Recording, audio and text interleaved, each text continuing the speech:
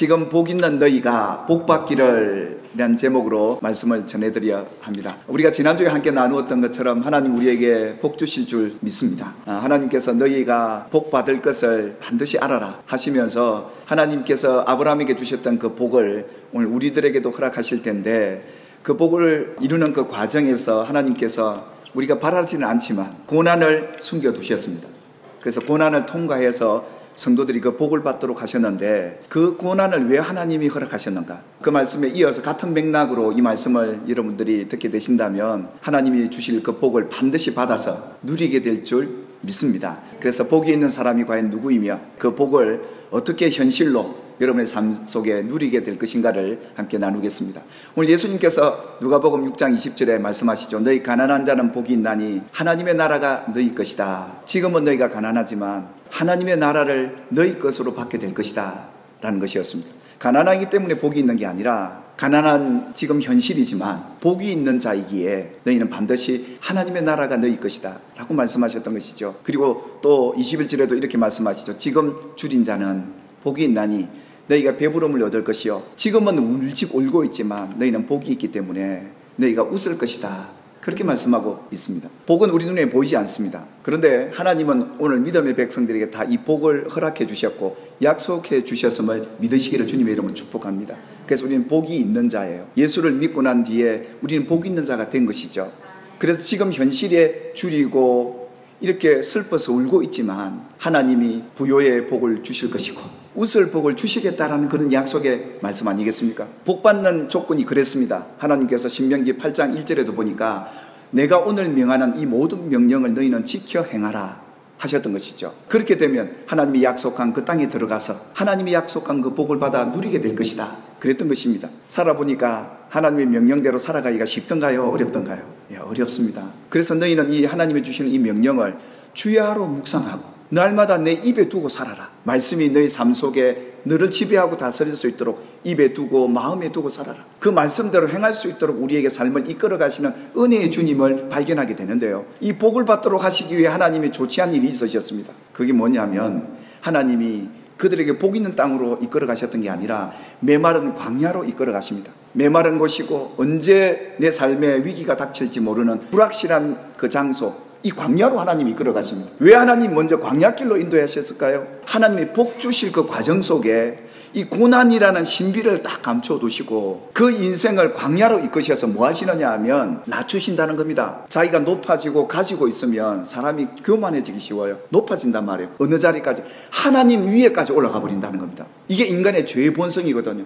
하나님 이걸 아셨어요. 그러니까 참 하나님이 광야길로 집어넣어서 외롭게 만들고 낮추시고 배고프기도 하고 울기도 하고 인생의 가시와 그 채찍을 두고 하나님께서 우리를 아프게 만드는 이런 어려움들, 이 고난들을 복의 통로로 딱 준비해놓고 계셨더라 이겁니다. 결국은 뭐 하라는 겁니까? 하나님의 명령을 따라 지켜서 복을 받도록 하시기 위한 하나님의 사랑임을 깨닫게 됩니다. 이 복 있는 자가 복 받는 길은 예수님이 구약을 이렇게 요약하셨어요. 여러분 잘 아는 것처럼 하나님을 사랑하고 이웃을 내 몸과 같이 사랑하는 이것이 하나님이 명한 모든 계명의 주된 메시지가 바로 이것이었습니다. 결국 하나님의 복의 통로는 하나님을 사랑하고 이웃을 사랑함에 있어서 주어지는 선물이지 그냥 되는 게 아니더라 이겁니다. 예수님이 거기에 또 줄이십니다. 이 복 받는 조건이 있다. 너희는 이미 복을 받은, 약속의 복을 받은 믿음의 성도들이 아니냐. 그래서 너희는 하나님의 나라를 받게 될 것이고 웃는 복을 갖게 될 것이고 위로의 복을 받게 될 것이고 치료의 복을 받게 될 것이다.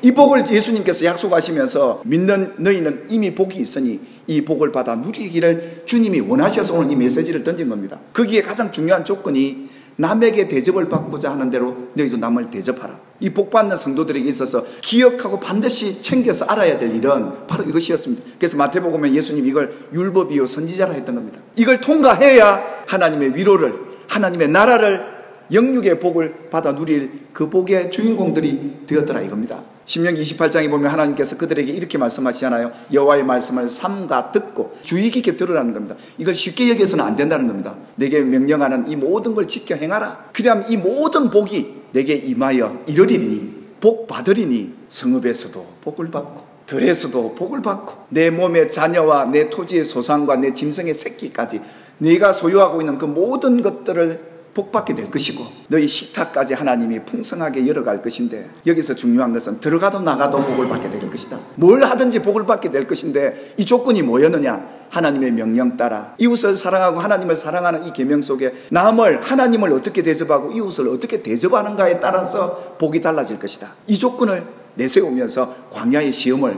이 고난을 우리에게 주셨던 겁니다. 그러면서 예수님께서 남을 어떻게 대접할 것인가 구체적으로 말씀하셨어요. 너희 원수를 사랑하며 너희를 미워하는 자를 선대하라.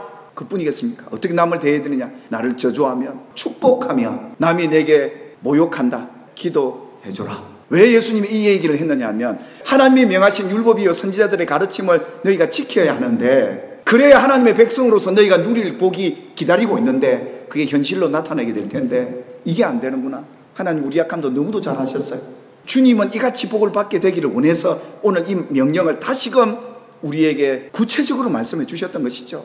그뿐이겠습니까? 너희 뺨을 치면 오른 뺨을 돌려대는 게 쉽지 않습니다. 겉옷을 빼앗으려고 하면 속옷까지 거절하지 말고 주고, 네가 뭔가를 남이 구하면 나도 힘든데 그러지 말고 주며 내 것을 가져가는 자 달라고도 하지 말아라.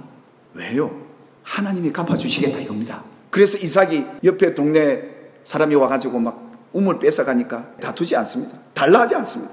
옆에 가서 조용히 또 우물 팝니다. 하나님이 세상을 다스리는 분임을 알기에 행한 대로 갚으시는 분임을 믿기 때문에 또 뺏으면 또 가서 또 파고, 그래서 농사를 지으니까 100배가 오지 않습니까? 믿음의 성도들이 이런 거거든요. 복은 하나님께 있는 줄 믿으시길 바랍니다. 하나님이 높이기도 하고 낮추시기도 하고요. 세울 자 세우고 패할 자 패하고, 내가 그걸 하려고 그러니까 이게 교만이 되는 거예요. 내가 그냥 그걸 갚아주려고 하니까 내게는 더 죄악이 가득하는 거예요. 복받을 너희는 이웃들에게 갚으려 하지 마라. 그 사람이 악하게 해도 악으로 갚으려고 하지 마라. 선으로 악을 이기라. 그리하면 하늘의 상이 큽니다. 그래서 예수님이 이랍니다.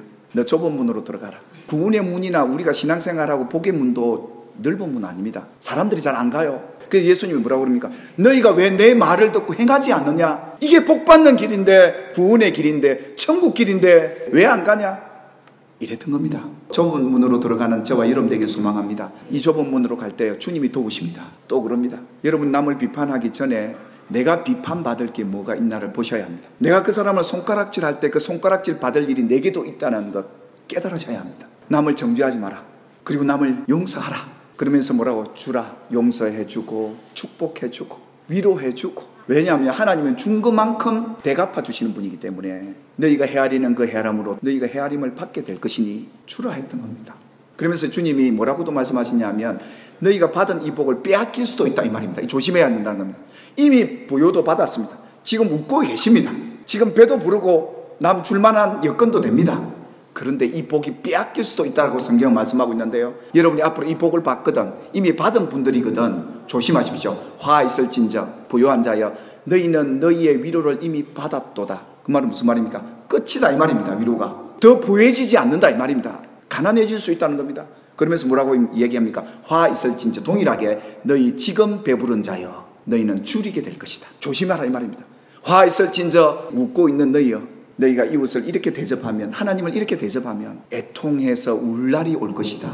여러분 하나님이 주실 복을 받아 누리되 받은 복을 지키는 것도 중요합니다. 오늘 여호와의 명령을 따라 남을 잘 대접합시다. 주님이 우리에게 각자 주었습니다. 1달란트, 2달란트, 5달란트 다 주었는데 5달란트, 2달란트 받은 자는 그 받은 것 가지고 장사해서 남깁니다. 무슨 말입니까? 주님의 말씀대로 받은 말씀대로 행하고 나누고 용서하고 남에게 주는 이 일을 열심히 했더니 주님이 착하고 충성된 종아 내가 많은 것을 내게 줄게. 1달란트 받은 자는 보십시오. 받았는데도 행하지 않습니다. 받은 복이 뭡니까? 말씀 아닙니까? 하나님의 계명 아닙니까? 받았는데 행하지 않고 있다면 악하고 게으른 종아 뺏긴다 이 말입니다. 가난해지더라 이겁니다.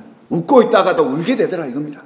그래서 주님이 이렇게 말씀하시죠. 무릇 있는 자는 받아 풍족하게 되고 없는 자는 있는 것도 빼앗기게 될 것이다. 무릇 있는 자로 받은 것 나누며 주며 삽시다. 용서해주면 용서로 받게 될 것이고 베풀고 나면 베푸는 그것으로 받게 될 것이고 남을 헤아리는 헤아림만큼 여러분들이 도로 받게 될 것인데 하나님은 주실 때요 풍족하게 주시는 분이 하나님이십니다. 이미 여러분들이 복의 약속을 맺은 복 있는 여러분들이요 이제는 복 받게 될 일만 남았습니다. 선택하시고 오늘 이 말씀을 이 하나님을 바로 알아서 여러분 삶 속에 무릇 있어서 여러분과 여러분의 후손이 풍족하게 되는 복이 있게 되기를 주님의 이름으로 축원합니다. 하나님 감사합니다. 귀한 말씀 앞에 우리가 복 있는 자임을 다시금 깨닫고 하나님의 명령, 제차 예수님께서 우리에게 주신 이 율법이요 선지자로 주신 남에게 대접하는 이것, 우리가 행함으로 이 복을 받게 하시되 지키게 하여 주시옵소서. 우리 주동산교회 성도들 영육이 배부른 자 되게 하시고 하나님의 나라를 이미 받은 복 있는 자들이오니